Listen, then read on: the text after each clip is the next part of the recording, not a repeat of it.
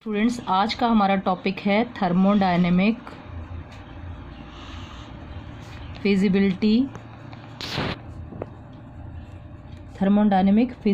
Of adsorption. Thermodynamically कैसे आपका जो है वो एड्जॉर्प्शन पॉसिबल है, फिजिबल है। क्लियर हो गया ना स्टूडेंट्स? तो देखिएगा, इसको थर्मोडायनेमिक फिजिबिलिटी पढ़ने से पहले हम इसकी एक छोटा सा टॉपिक इसके अंदर और पढ़ लेते हैं। पहले क्या? Heat of adsorption. क्या बेटा? हीट ऑफ एड्जॉर्प्शन, या जिसको हम बोलते हैं enthalpy of adsorption.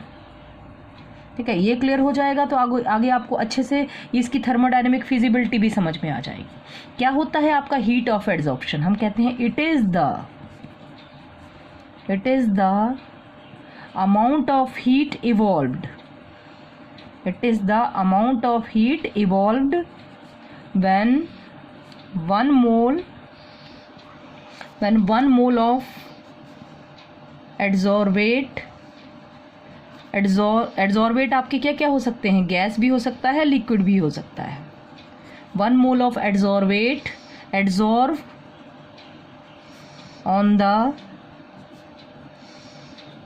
on the surface of an adsorbent on the surface of an adsorbent। Clear हो गया बेटा? देखो, जैसे एक आपकी ये सपोज करो, ये आपकी सरफेस है।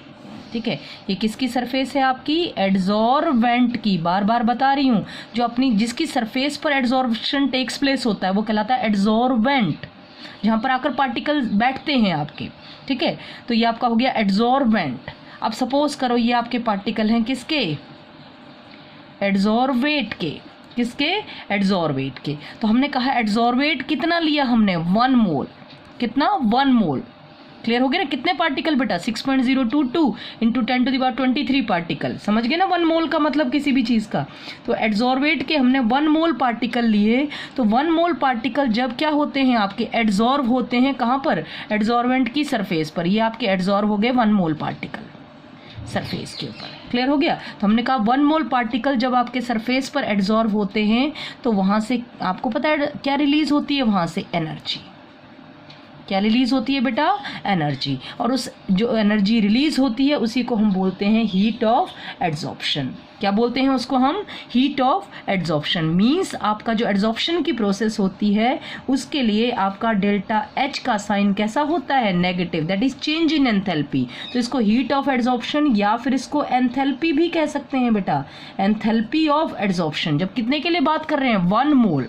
ठीक, 1 मोल ऑफ एड्सॉर्बेट एड्सॉर्ब होगा जब किसकी सरफेस पर? एड्सॉर्बेंट की सरफेस पर। तो जो एनर्जी रिलीज होगी, जो हीट इवॉल्व होगी, that is known as heat of adsorption. क्या कहलाएगी बेटा? Heat of adsorption.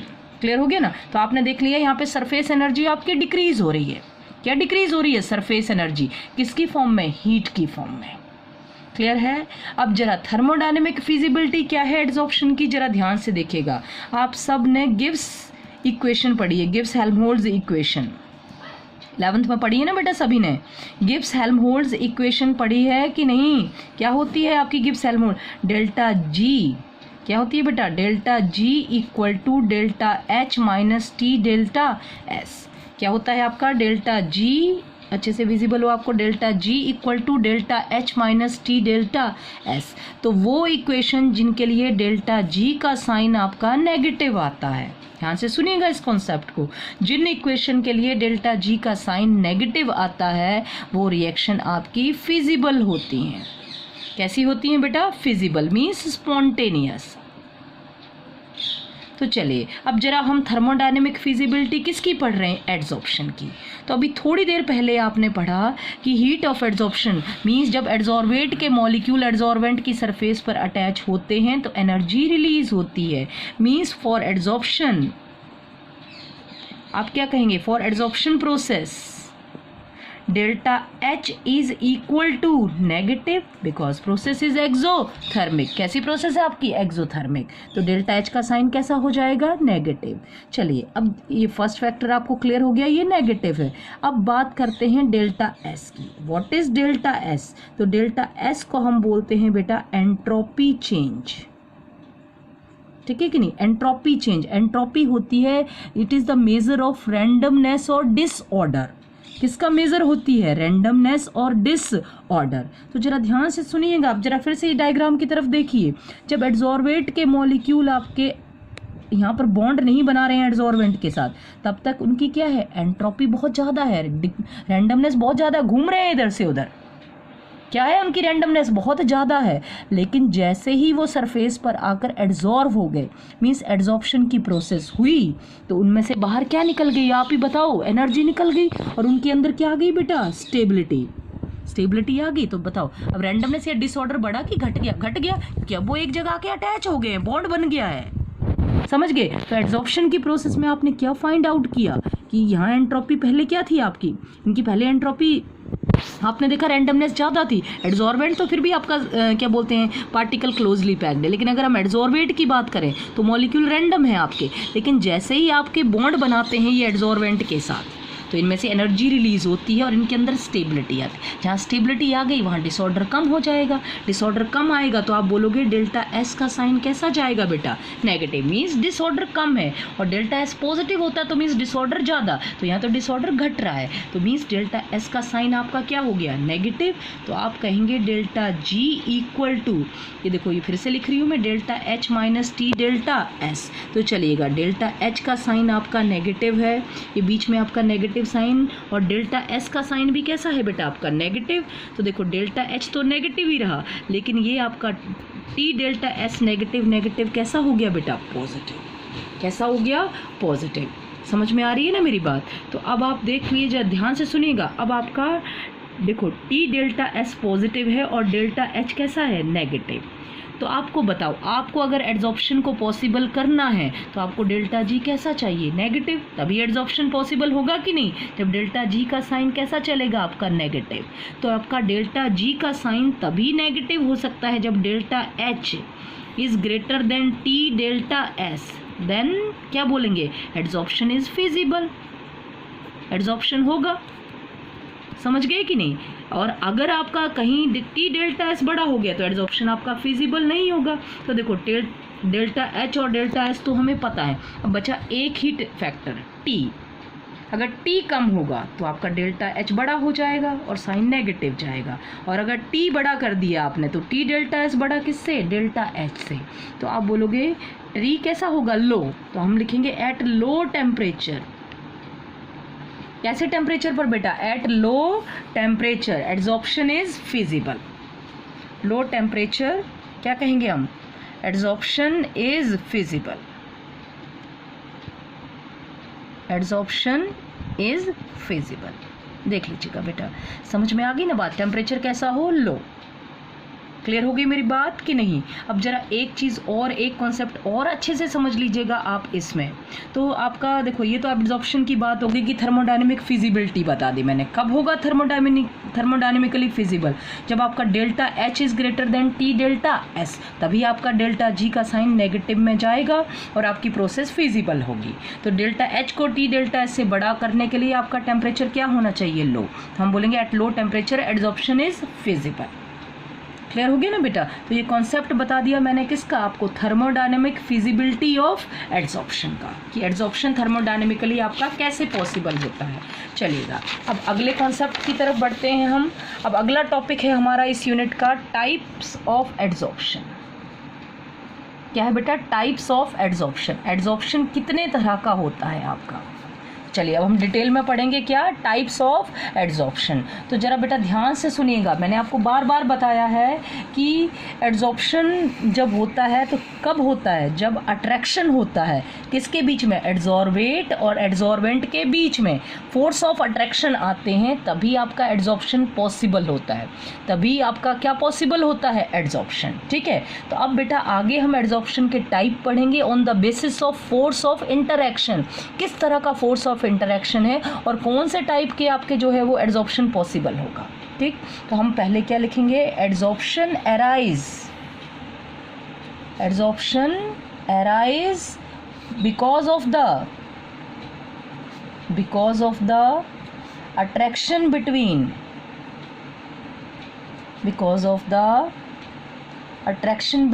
The particle of adsorbate and adsorbent, particle of adsorbate and adsorbent, ठीक है कि नहीं। तो बेटा एड्सॉर्बेट और एड्सॉर्बेंट के बीच किस तरह का फोर्स ऑफ अट्रैक्शन है, उसके बेस पर अब हम क्लासिफिकेशन पढ़ेंगे किसका, एड्सॉर्प्शन का, ठीक है कि नहीं बेटा। किसकी वजह से होता है adsorption, attraction between adsorbate and adsorbent. तो हम बोलेंगे so on the basis of attraction, on the basis of attraction क्या लिखेंगे, adsorption is mainly of two type, is mainly of two type. कितने तरह का होता है बेटा एड्सॉर्प्शन, दो तरह का होता है। तो चलिए क्या होते हैं वो टाइप एड्सॉर्प्शन के, वन बाय वन हम पढ़ते हैं। सबसे पहला आपका कहलाता है फिजिकल एड्सॉर्प्शन, फिजिकल एड्सॉर्प्शन, और इसको बोलते हैं फिजीजॉर्प्शन।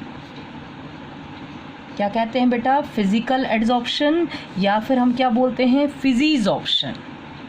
तो क्या है आपका फिजिकल एड्सॉर्प्शन, अब इतना तो समझ में आ गया होगा कि एड्सॉर्प्शन एक सरफेस फिनोमिनन है जिसमें बॉन्ड बनता है किसके बीच, एड्सॉर्बेट और एड्सॉर्बेंट के बीच। क्लियर हो गया बेटा। तो सबसे पहला हम कौन सा एड्सॉर्प्शन, फिजिकल एड्सॉर्प्शन पढ़ने जा रहे हैं। क्या कहते हैं फिजिकल एड्सॉर्प्शन को, when the particle of adsorbate are held to the surface, are held to the surface of adsorbent, held to the surface of adsorbent by van der Waals force of attraction, या van der Waals forces, then it is called फिजीजॉर्प्शन। क्या कहलाता है बेटा ये तब आपका फिजीजॉर्प्शन या physical adsorption. बेटा ध्यान से सुनिएगा, जब एड्सॉर्बेट के मॉलिक्यूल और एड्सॉर्बेंट के बीच weak van der Waals force of attraction पाए जाते हैं तो उस एड्सॉर्प्शन को हम नाम देते हैं फिजिकल एड्सॉर्प्शन। क्या कहते हैं उसको, फिजिकल एड्सॉर्प्शन। मैं एक एग्जांपल दे देती हूँ, जैसे आपका एड्सॉर्प्शन करवाते हैं हम गैस, वेरियस गैसेस का चारकोल के ऊपर, ठीक है कि नहीं। तो बेटा उनके बीच पाए जाते हैं weak van der Waals force of attraction.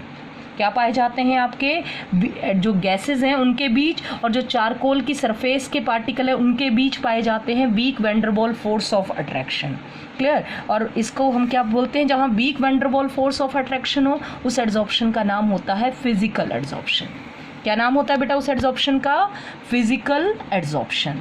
अब हम बात करते हैं दूसरे तरह की, फिर हम इनका डिटेल में डिफरेंस पढ़ेंगे दोनों के बीच में। सेकेंड टाइप है आपका केमिकल एड्सॉर्प्शन। क्या पढ़ने जा रहे हैं बेटा अब हम, सेकंड टाइप। क्या है आपका सेकंड टाइप इसका, केमिकल एड्सॉर्प्शन। क्या होता है chemical adsorption, when the molecule of adsorbate, when the molecule of adsorbate, ठीक है, and adsorbent are held together by क्या, strong chemical bond, strong force of attraction या strong chemical bond, the adsorption is known as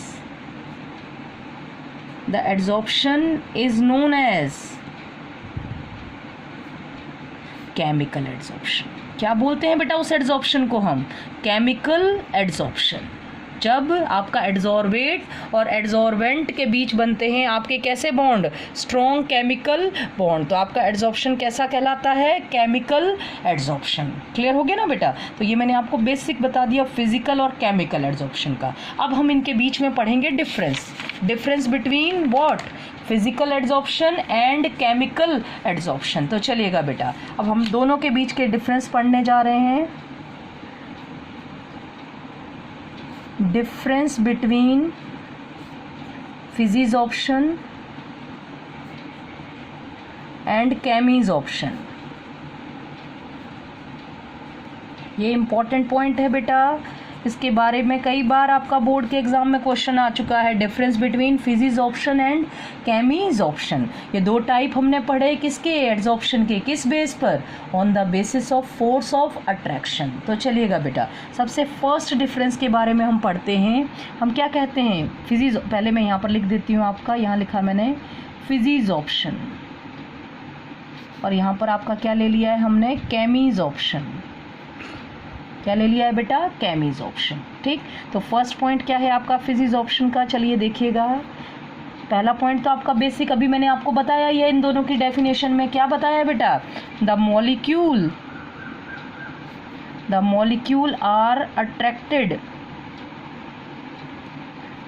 are attracted to surface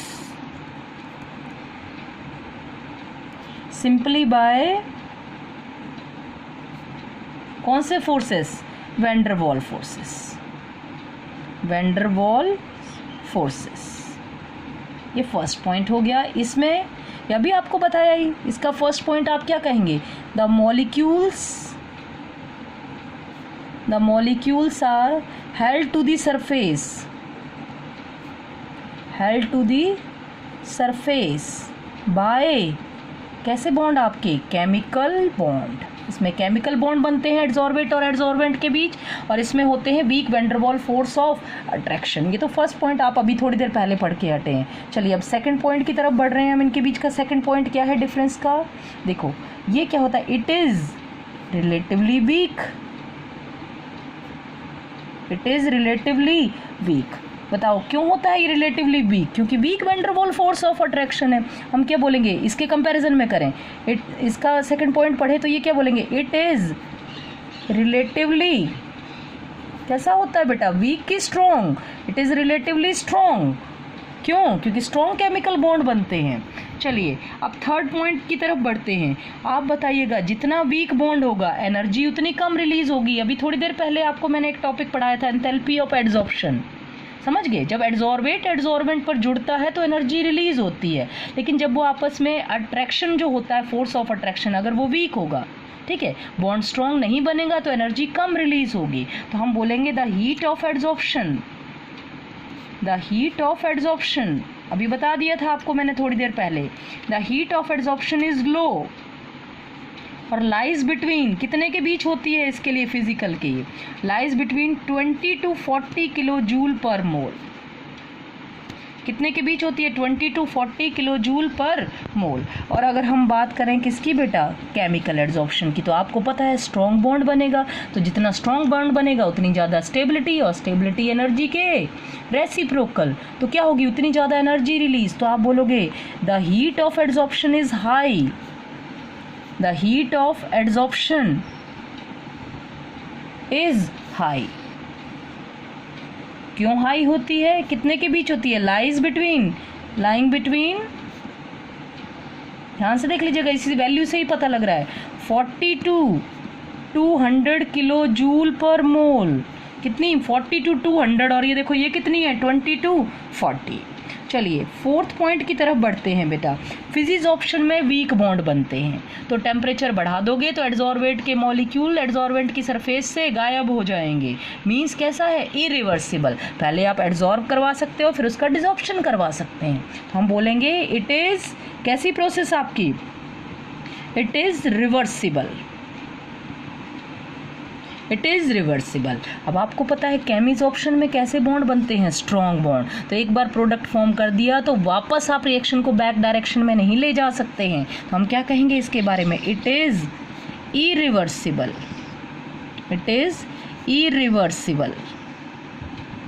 ये irreversible होती है, और ये कैसी होती है, रिवर्सिबल होती है बेटा। चलिए अब नेक्स्ट पॉइंट की तरफ बढ़ते हैं।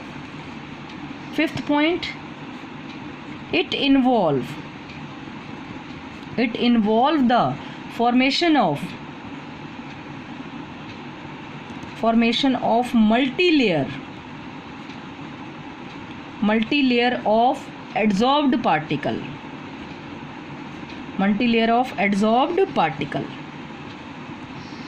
मल्टी लेयर का मतलब ये होता है कि बेटा जैसे ये सपोज करो आपके एड्जॉर्वेंट की सरफेस है, इसके ऊपर ये पार्टिकल आपके एड्जॉर्व हो गए, तो weak van der Waals force of attraction है इनके बीच में, है ना। अगर आप थोड़ा सा प्रेशर इंक्रीज करते हैं तो उन्होंने कहा एक और लेयर इसके ऊपर फॉर्म हो सकती है, ठीक है कि नहीं। ये आप चाहें तो जितना ज़्यादा प्रेशर इंक्रीज करते जाएंगे तो क्या होगा, उतनी ज़्यादा इसके ऊपर लेयर बनती जाएंगी, किसकी, आपके जो एड्जॉर्ब पार्टिकल हैं उनकी। तो मीन्स ये कैसा होता है आपका multi layer.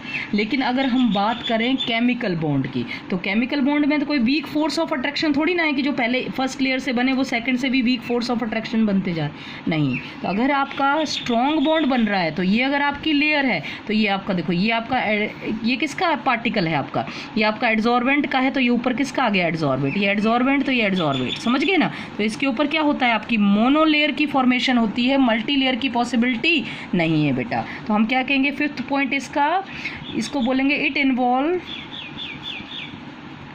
Involve the formation of unilayer, ठीक है ना, यूनिलेयर या यूनिमोलिकुलर लेयर, ठीक है बेटा। और इसमें कैसी होती है आपकी मल्टी लेयर होती हैं। अब आगे देखिएगा, अब आपने देख लिया इसमें तो मल्टी लेयर की पॉसिबिलिटी है, तो क्या ये स्पेसिफिक हुआ, स्पेसिफिक क्यों नहीं है ये, क्योंकि इसकी रिएक्शन इरिवर्सिबल है। पहले आपने एड्जॉर्ब करवाया, फिर आप चाहो तो डिसॉर्प्शन करवा दो, तो मीन्स हम बोलेंगे इट इज़ क्या है बेटा आपका, it is not specific in nature, it is not specific in nature. अब हम बात कर रहे हैं किसकी, केमिसॉर्प्शन की। तो आपको पता है यहाँ तो स्ट्रॉन्ग केमिकल बॉन्ड बनता है आपका, एक बार बन गया तो ब्रेक करना इजी नहीं है। तो हम इसके बारे में क्या लिखेंगे, next point, it is specific in nature, it is कैसा होता है नेचर में, ये स्पेसिफिक होता है, ठीक है कि नहीं बेटा। अब जरा ध्यान से सुन लीजिएगा, इट इज़ नॉट स्पेसिफिक, और ये कैसा होता है नेचर में आपका, स्पेसिफिक होता है। अब इसका एग्जाम्पल देख लीजिएगा, क्या एग्जाम्पल है आपका, इसका एग्जाम्पल मैं आपको बता देती हूँ, एड्जॉर्प्शन ऑफ वेरियस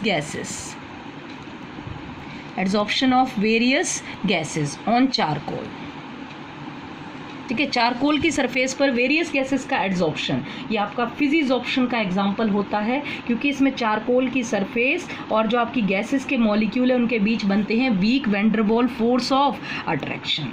अब अगला इसका आपका एग्जांपल देख लीजिएगा, केमिसॉर्प्शन का एग्जांपल देख लीजिएगा। देखो मैंने कहा ऑक्सीजन, कहाँ पर, oxygen on AgAu in metal के ऊपर ऑक्सीजन का एड्जॉर्प्शन। तो जब ऑक्सीजन गैस का एड्जॉर्प्शन होता है इन मेटल की सरफेस पर, तो मेटल जो है वो ऑक्सीजन के साथ बेटा केमिकल बॉन्ड बनाता है, क्या बनाता है, केमिकल बॉन्ड। या दूसरा एग्जांपल आप देख सकते हो इसका, क्या, हाइड्रोजन ऑन द निकल, हाइड्रोजन ऑन निकल, हाइड्रोजन जो है आपका एड्जॉर्ब होता है जब निकल मेटल की सरफेस पर, तो बेटा निकल और हाइड्रोजन के बीच बनते हैं आपके स्ट्रॉन्ग केमिकल बॉन्ड। तो ये आपका एग्जांपल हो गया बेटा किसका, केमिसॉर्प्शन का। तो आज मैंने आपको डिफरेंस करवा दी, पहले बताया क्या होता है आपका फिजिकल और केमिकल एड्जॉर्प्शन, और अब ये मैंने आपके कुछ बेसिक पॉइंट ऑफ डिफरेंस बता दिए हैं, किसके बीच में, फिजिकल एड्जॉर्प्शन के बीच और केमिकल एड्जॉर्प्शन के बीच। Thank you students.